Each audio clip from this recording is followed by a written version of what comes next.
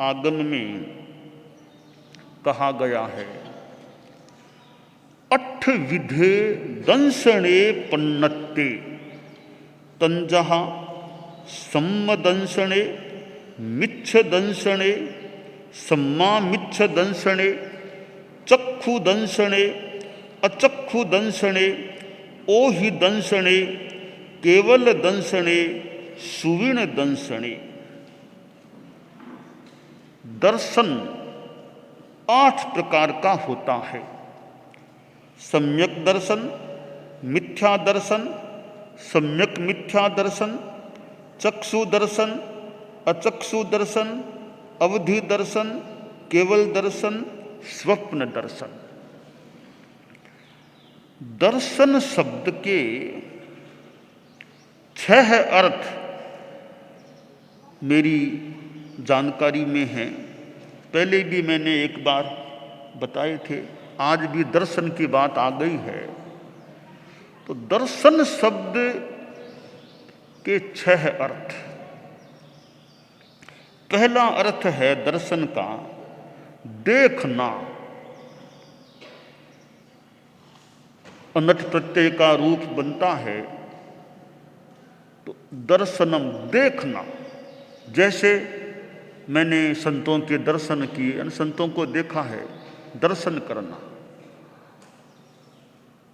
मैं प्रथम दर्शन में ही मंत्र मुग्ध हो गया, पहली बार देखा तभी मंत्र मुग्ध। तो दर्शन यानी देखना। अब जैसे संतों के दर्शन है तो वो वंदना है, वो साथ में मूल एक आंखों से देखना है उनको, चक्षुत्था से, आंख से वो देखे जाते हैं। तो देखना पहला अर्थ है। दर्शन शब्द का दूसरा अर्थ है दिखाना। हिन्नंत का रूप बनाएंगे तो वो भी दर्शनम बनता है, देखने का भी दर्शन बनता है। हिन्नंत में भी जो करें बनाएंगे तो भी अनठ प्रत्यय का दर्शन ही बनता है। तो उसका अर्थ है दिखाना। जैसे प्रदर्शन, उसने प्रदर्शन किया, दिखावा किया, दिखाया है। तो दूसरा अर्थ है दर्शन का दिखाना।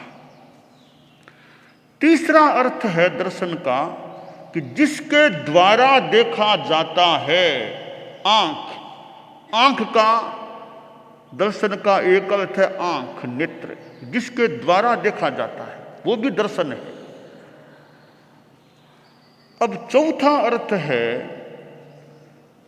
दर्शन एक सिद्धांत, मत, फिलोसोफी, सिद्धांत, विचार। जैसे जैन दर्शन, बौद्ध दर्शन, वेदांत, ऐसे वो सिद्धांत, फिलोसोफी के अर्थ में भी एक दार्शनिक, यानी वो दर्शन का जानकार है, दार्शनिक आदमी। तो दर्शन का चौथा अर्थ हो गया ये फिलोसोफी। दर्शन का पांचवा अर्थ है श्रद्धा। जैसे सम्यक दर्शन, मिथ्या दर्शन, श्रद्धा, रुचि, आकर्षण। तो श्रद्धा के अर्थ में भी सम्यक दर्शन, ज्ञान, चारित्राणि, मोक्ष मार्ग। तो यहां दर्शन है श्रद्धा, रुचि। दर्शन शब्द का छठा अर्थ है सामान्य अवबोध, अनाकार उपयोग, जिसे कह दें सामान्य अवबोध कह दे, अनाकार उपयोग कह दे। वह दर्शन का सामान्य अवबोध भी एक अर्थ है। यूं 6 अर्थ है तो मेरे मस्तिष्क में आए हुए हैं। अब जो बात है कि यहां ठाणंग में कहा गया है दर्शन 8 प्रकार का होता है। 8 विदे दंसने पन्नत्ते, दर्शन अष्टविध प्रज्ञप्त है। तो 8 हैं। इन 8 को 3 भागों में बांटा जा सकता है। 3 भागों में 3 वर्ग हैं। कैसे कि पहला वर्ग है श्रद्धा वाला वर्ग, जो अर्थ श्रद्धा है दर्शन का, उसका एक वर्ग है सम्यक दर्शन, मिथ्या दर्शन, सम्यक मिथ्या दर्शन। यह श्रद्धा अर्थ वाला एक विभाग है 8 में। ठीक है। अब दूसरा मैंने कहा सामान्य अवबोध अनाकार उपयोग, तो दूसरा विभाग बनता है चक्षु दर्शन, अचक्षु दर्शन, अवधि दर्शन, केवल दर्शन। यह विभाग दूसरा हो गया, यह सामान्य अवबोध अर्थ वाला हो गया। तीसरा शब्द है स्वप्न दर्शन। यह एक स्वप्न देखने के संदर्भ में आ गया कि स्वप्न दर्शन, स्वप्न देखना। तो स्वप्न भी एक प्रकार का देखना होता है, मैंने सपने में देखा, वो भी दर्शन होता है। तो यहाँ 8 प्रकार जो हैं उनको 3 वर्गों में, 3 भागों में अलग अलग तरह के रूप में ऐसे यथा अपेक्षा बांटा जा सकता है। सम्यक दर्शन, मिथ्या दर्शन, सम्यक मिथ्या दर्शन है, ये मोहनीय क्रम से वैसे संबंधित हैं। मोहनीय का उदय हो, क्षयोपशम हो, उपशम हो, क्षय हो, परिणमन तो है ही है। तो मोहनीय क्रम से संबद्ध यह पहला वर्गीकरण है। अब मिथ्या दर्शन, एक संस्कृत में श्लोक आता है, लगभग या पूर्णतया भाषा यही होगी, अदेवे देव बुद्धिर्या, अदेवे देव बुद्धिर्या, गुरु धी रघुरौच या, अधर्मे धर्म बुद्धिर्या, मिथ्यात्वम ही तदुच्यते। कि ए देव में देव बुद्धि, ए देव को देव मान लेना, ए गुरु को गुरु मान लेना, ए धर्म को धर्म मान लेना, यह मिथ्यात्व कहलाता है। ए तत्वे तत्व श्रद्धा, मिथ्यात्व, ए तत्व में तत्व की श्रद्धा कर लेना मिथ्यात्व हो जाता है। तो यह मोहनीय क्रम का उदय होने से यह मिथ्या दर्शन जीव में हो जाता है। हालांकि मिथ्या दृष्टि क्षयोपशम भाव भी होता है, मिथ्या दृष्टि क्षयोपशम भाव भी है और उदय भाव दोनों होता है। यह एक तात्विक बात है, कई लोग नहीं भी जानते हो कि मिथ्या दृष्टि है वह एक तो मोहनीय क्रम के उदय से होने वाला मिथ्यात्व कह दे, मिथ्या दर्शन कह दे, मिथ्या दृष्टि मोहनीय क्रम के उदय से होने वाला है, जिसमें गलत श्रद्धा की बात होती है। एक है क्योंकि मोहनीय क्रम के क्षयोपशम के जो 8 बोल हैं उनमें 4 चारित्र, 1 देश वृत्ति, 3 दृष्टि। तो यहां जो मिथ्या दृष्टि है, 3 दृष्टि, जो मोहनीय के क्षयोपशम भाव के 8 बोलों में जो मिथ्या दृष्टि है वो उदय भाव नहीं है, वो मिथ्या दृष्टि क्षयोपशम भाव है। मिथ्या दृष्टि जीव की भी जो सम्यक दृष्टि है वो मिथ्या दृष्टि है, गुण रूप जो है। जैसे पहला गुणस्थान है तो पहला गुणस्थान एक क्षयोपशम भाव वाली बात। तो ये 3 दर्शन बताए गए हैं। और सम्यक दर्शन है वो क्षयोपशमिक भी हो सकता है, औपशमिक भी हो सकता है, क्षायिक भी हो सकता है। यों शास्वादन सम्यक्त्व, वेदक सम्यक्त्व भी हैं, यों 5 प्रकार सम्यक्त्व के बन जाते हैं। तो सम्यक्त्व की प्राप्ति होना भी एक अनंत काल की जीव की यात्रा में, अनंत भवों की यात्रा में एक महत्वपूर्ण उपलब्धि है, सम्यक्त्व की प्राप्ति। एक श्लोक संस्कृत में आता है, सम्यक्त्व रत्नान्न परम हि रत्नम, सम्यक्त्व मित्रान्न परम हि मित्रम, सम्यक्त्व बंधोर्न परो हि बंधुः, सम्यक्त्व लाभान न परो ही लाभ है। कि सम्यक्त्व रूपी रत्न से बड़ा कोई दूसरा रत्न नहीं। और क्योंकि चारित्र भी कब टिकेगा, सम्यक्त्व का साहचर्य है, आधार है तो चारित्र टिकेगा, वरना सम्यक्त्व नहीं है तो चारित्र भी टिक नहीं सकता। इसलिए चारित्र का भी आधार सम्यक्त्व है। इस अपेक्षा से देखें, एक अपेक्षा से, तो चारित्र से भी एक महत्वपूर्ण या उसको टिकाने वाला है वो सम्यक्त्व है। तो सम्यक्त्व से जो रत्न है सम्यक्त्व, उससे बड़ा रत्न नहीं। हालांकि चारित्र भी रत्न है, चरण रयन चिंतामणि वो भी रत्न है। एक अपेक्षा से देखें तो सम्यक्त्व इतना महत्वपूर्ण है कि चारित्र के बिना तो सम्यक्त्व रह सकता है, सम्यक्त्व चारित्र के बिना रह सकता है, पर चारित्र है वो, सम्यक्त्व तो चारित्र के बिना रह सकता है, पर चारित्र सम्यक्त्व के बिना रह नहीं सकता। इसलिए इस दृष्टि से सम्यक्त्व का बड़ा महत्व हो जाता है। तो सम्यक्त्व रत्न से बड़ा, जैसा कि श्लोक में कहा है, दूसरा कोई रत्न नहीं होता। और मित्र की सम्यक्त्व साथ में है तो ये संसार के मित्र हैं, माई फ्रेंड हैं, उनसे बड़ा फ्रेंड हमारा मित्र है वो सम्यक्त्व मित्र है। वो साथ में है तो बड़ा मित्र हमारे साथ में है। और बंधु भाई, ये मेरे बड़े भाई साहब, छोटे भाई हैं, वो संसार के भाई हो गए। बहुत बड़ा भाई हमारा सम्यक्त्व, वो हमारे साथ है, हमारा भाई हमारे साथ है, उससे बड़ा भाई नहीं। सम्यक्त्व लाभ, इतना लाभ कमा लिया, इतने कमाई कर ली, करोड़ों का लाभ हो गया, वो लाभ छोटा है। सम्यक्त्व का लाभ है, उसके सामने करोड़ों का लाभ भी छोटा पड़ सकेगा। तो सम्यक्त्व के लाभ से बड़ा कोई लाभ नहीं, एक अपेक्षा से बात। यूं तो चारित्र का भी लाभ बड़ा है, पर एक अपेक्षा से देखें तो सम्यक्त्व बड़ा लाभ हो सकता है।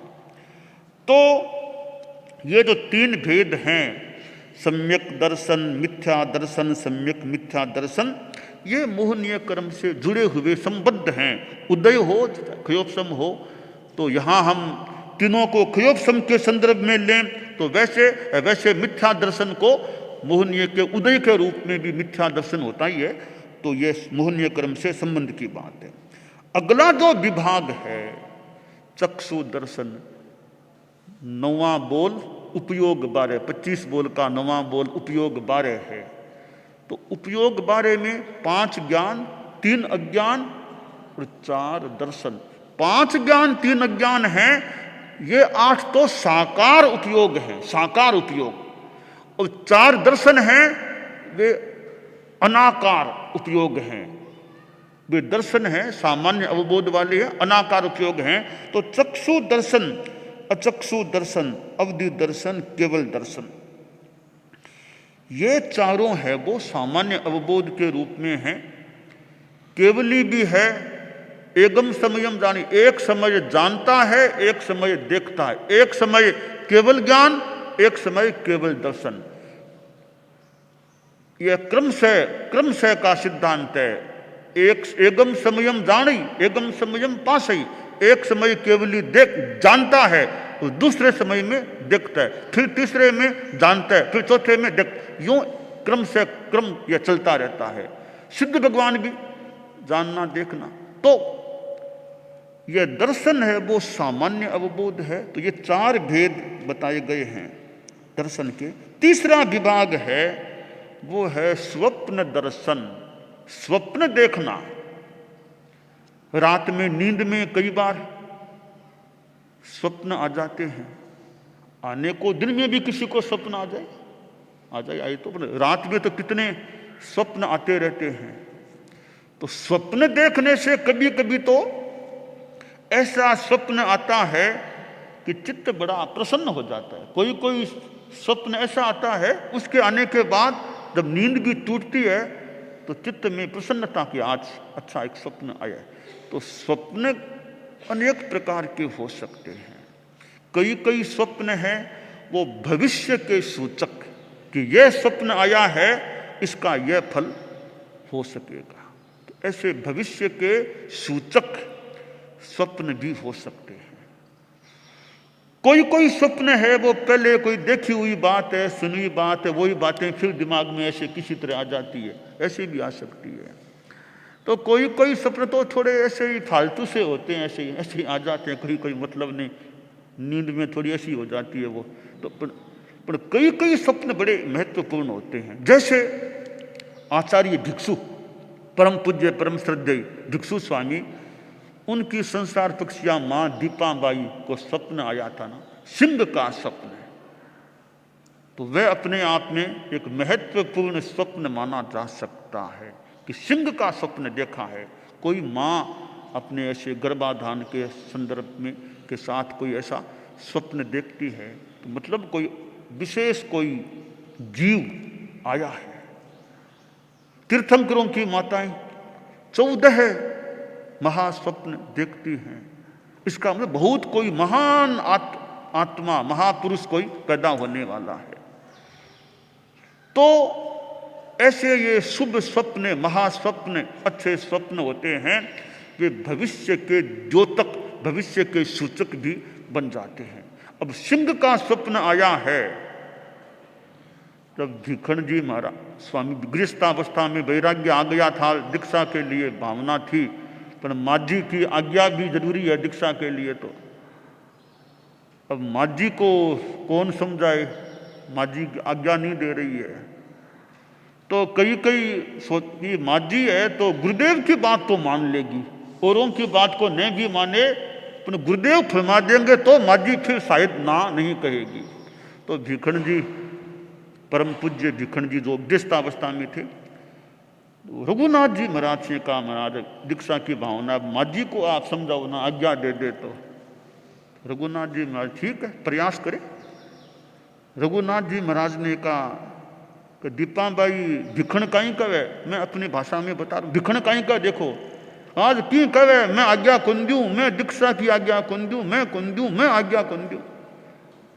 अब माँ जी अब समझाएं कैसे कि क्यों नहीं देती हुआ, क्यों आज्ञा क्या देऊं, ओ आयो गर्भ में मारे, मैंने शेर को सिंगरो सपनों देखो, तो आज्ञा क्या दे दूं, आज्ञा कैसे दे सकती हूँ, यह तो कोई बड़ा आदमी बनेगा, इतना बढ़िया स्वप्न मुझे आया था, तो कैसे साधु बना दूं मैं इसको।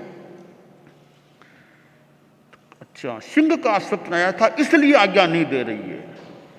तो कहा गया माँ जी सिंह का स्वप्न जो माँ देखती है ना, उसका वो बेटा ठीक है राजा भी बन सकता है, और एक दूसरी बात है अच्छा साधु, भावितात्मा अनगार अच्छा साधु बन सकता है। तो माँ जी मन यहां लग गए, मुझे ऐसा लगता है दीपा बाई थारो बेटो देख शेर जू गूंजेला, दीपा बाई थारो बेटो देख शेर जू धूजेला थर थर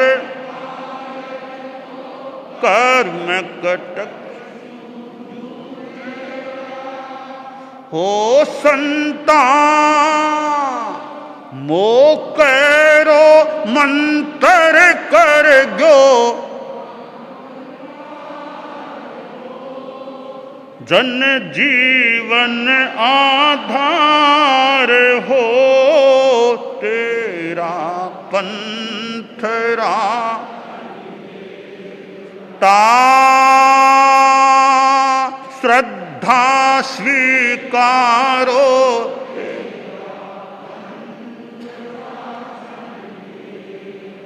शक्ति संचारो, शासन दे। मैं अपनी शैली में बात बता ही रहा हूं। रघुनाथ जी महाराज बोले दीपाबाई मने यहाँ लगे थारो बेटो साधु बनकर शेर की तरह गूंज सी, तो क्यों नहीं आज्ञा दो। ऐसी बात सुनी, अब दीपा जी का मन बदला, कहा हाँ गुरुदेव आप मौजियाँ ठीक है, आज्ञा देने को तैयार हो गई, और दीक्षा भी अपने क्रम से हो गई। और बाद में हमारे धर्म संघ के तो प्रवर्तक कह दें, प्रथम आचार्य कह दें, संस्थापक कह दें, जो भी शब्द हो, हमारे तो भिक्षु स्वामी, तो वो सिंह का सपना देखा था। तो अब देखें व्यक्तित्व भी कैसा उभरा उनका। तो जो आगम में कहा गया है कि 8वां यह प्रकार बताया है दर्शन का, वह है स्वप्न दर्शन, कि स्वप्न देखना। तो स्वप्न में देखते देखते देखने के बाद चित्त प्रसन्नता भी हो सकती है। कोई कोई सपना चित्त को थोड़ा सा अशांत करने वाला भी हो सकता है। ऐसा सपना आ जाए, चित्त कोई अशांत भी हो जाए तो हो जाए, तो यह भी एक दर्शन है। तो आगमकार ने दर्शन शब्द के संदर्भ में अनेक अर्थों वाले, अनेक संदर्भों वाले प्रकार बता दिए हैं। श्रद्धा का भी योग है इन 8 प्रकारों में, सामान्य अवबोध का भी है, स्वप्न की बात भी आ जाती है। अब हमारे लिए क्या ध्यातव्य है कि हम सम्यक दर्शन को पुष्ट रख, जो प्राप्त नहीं है तो प्राप्त हो, प्राप्त है तो उसको हम निर्मल रखने का और पुष्ट रखने का प्रयास करें कि हमारी यथार्थ के प्रति यथार्थ तत्व श्रद्धा बनी रहे। और फिर आगे जिनके पास चारित्र का योग नहीं है, वे चारित्र को भी कभी प्राप्त कर लें तो ज्ञान, दर्शन और चारित्र दोनों सम्यक रूप में प्राप्त हो जाते हैं, तो फिर तो मुक्ति का पथ प्रशस्त हो सकता है।